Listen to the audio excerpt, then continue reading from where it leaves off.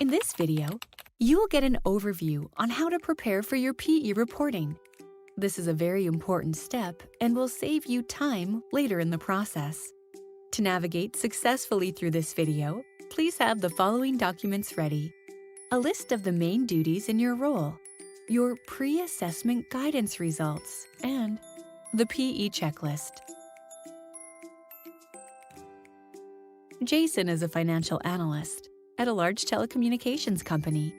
He works in the financial planning and analysis department. Jason uses the PE checklist as a guide to keep himself on track. He created his profile in PERT and submitted a pre-assessment request with his job description. CPA Ontario has given him the green light to proceed, and since he has identified a mentor in his profile, his start date is set. He reviews the competency section of the CPA Ontario website to understand the technical and enabling competencies that he needs to meet. Here, Jason will learn about the definition of core, depth, breadth, and progression. Jason plans ahead to determine how he will meet these requirements.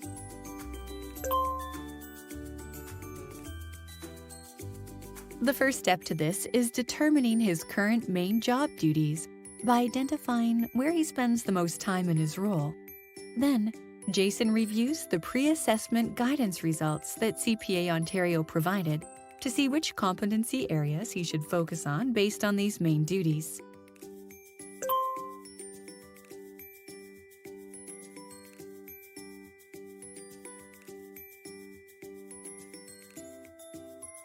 Jason's 4 main job duties are to prepare month-end reporting packages, which maps to MA1, quarterly forecasts and annual budgets, which maps to MA2, monthly analysis of revenue and cost drivers, which maps to MA3, and financial analysis for business proposals, which maps to FN1.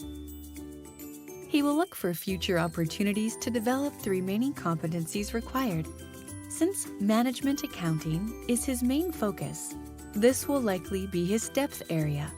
He'll need to make sure that he gets exposure to MA4 in his role to meet the depth requirements. He will also meet the core requirements in management accounting. Based on discussions with his supervisor, Jason believes he will also get exposure to FR2, FR4, and FN2.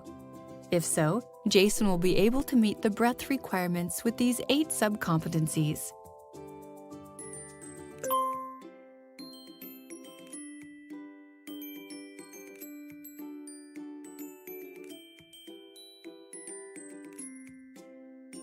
As a reminder, to find out more about the definitions of core, depth, and breadth, please visit our website.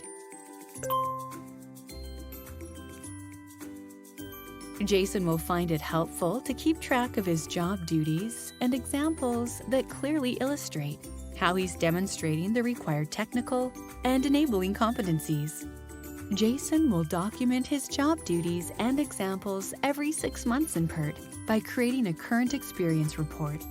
If Jason has gained any experience before his start date, either from his current role or previous role, he needs to capture this through a prior experience report. However, Jason needs to be aware that reporting experience from multiple roles may result in more than 30 months being needed in order to achieve the competency requirements. Up next, how to document your technical competencies.